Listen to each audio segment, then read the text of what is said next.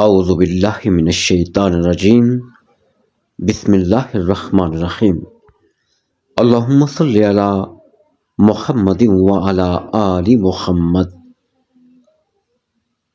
برادر اسلام، السلام علیکم ورحمۃ اللہ وبرکاتہ۔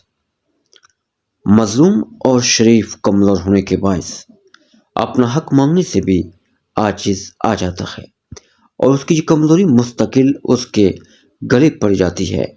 روحانی طور پر کمزور انسانی زیادہ تر مظلومیت کا شکار ہوتے ہیں۔ طاقت و جرأت جسموں میں ہوتی ہے لیکن اس سے کہیں زیادہ روح میں ہوتی ہے۔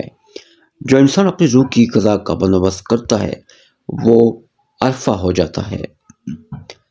اللہ رب العالمین کی اس میں مبارکہ یا رافعوں میں ایسی تاثیر ہے کہ کوئی بھی مظلوم اس کو اپنی ڈال بنا سکتا ہے۔ جو شخص مظلوم ہو اور اسے یہ بھی معلوم ہو کہ ظالم اس سے طاقتور ہے اور اس پر ظلم کرنے پر آمادہ ہے تو اسے چاہیے کہ اس اسم پاک کو 1100 مرتبہ روزانہ اول و آخر 11 مرتبہ درود پاک 11 دن پڑھے۔ روزانہ پڑھنے کے لیے بعد سجدے میں جا کر اللہ رب العزت کے حضور ظالم سے اس کی پناہ مانگے۔ ظالم زیر ہو جائے گا۔ اگر کسی ملازم کے عہدے کی ترقی رک چکی ہو اور کسی بھی وجہ سے اس کے افسران بالا رکاوٹ ڈال رہے ہوں تو ملازم کو چاہیے کہ پیر کے دن بعد از نماز مغرب 707 مرتبہ اس اسم پاک کو پڑھے اور یہ عمل 11 دن جاری رکھے۔ اس کے بعد توقف کرے اور دوبارہ پیر آنے پر یہی عمل کرے، پھر توقف کرے اور تیسرے پیر کو بھی یہ عمل کرے اور اس کے بعد اللہ تعالیٰ کے حضور جوڑی پھیلا کر اپنی ملازمت میں ترقی کے لیے دعا کرے۔ اس میں کوئی شک نہیں کہ حق تعالیٰ اسے ترقی عطا فرمائے۔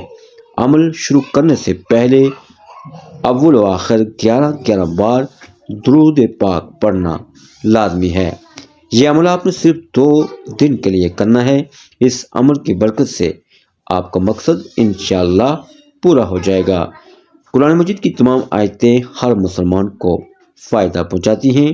قرآن پاک کو پڑھنا اور سننے کے بہت سے فوائد ہیں۔ آپ علیہ السلام نے فرمایا کہ تم میں سے بہترین شخص وہ ہے جس نے قرآن کو سیکھا اور دوسروں کو سکھایا۔ آیت الکرسی بہت مبارک سورہ ہے، اس کی بہت سی زیادہ فضیلت ہے۔ حدیث میں بھی ہے کہ آپ نے فرمایا جو شخص ہر فرض نماز کے بعد آیت الکرسی پڑھے اس کو موت کے علاوہ جنت میں جانے سے کوئی چیز نہیں روک سکتی۔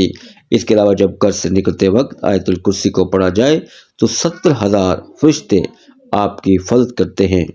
اگر رات کو سوتے وقت پڑھیں گے تو فرشتے آپ کی پوری رات حفاظت کرتے ہیں۔